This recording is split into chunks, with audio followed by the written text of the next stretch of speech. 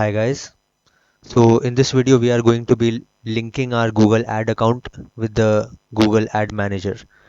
On the screen, as you can see, this is the Google Ad Manager account in which you can add multiple Google Ad accounts.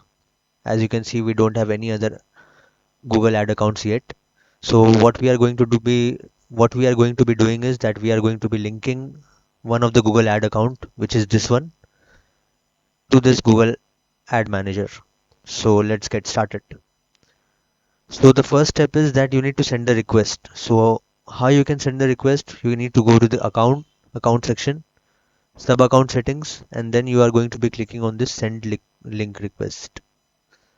Now you are going to be clicking on this plus icon and then link existing account. So this here you need to add your Google Ad account's customer ID. So where are you going to get this customer ID? Wait, I'll show you.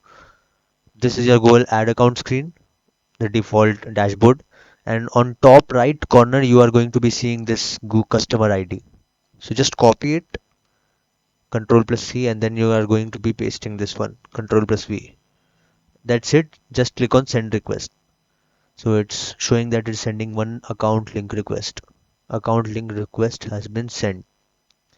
Okay, now you are going to check whether the request has arrived or not. Let's check it. So go to the admin in the Google Ad account dashboard, go to the admin, access and security, then manager, and here you can see we have a request, link request. So you just need to accept the request. After accepting, you just need to grant access. After granting the access, you can just manage your Google Ad account from your Google Ad Manager. This is the way you can take request from your client, ad account, access from your client, their ad accounts, and this is the way, this is the best practice. So never share passwords and all. This is it for the video.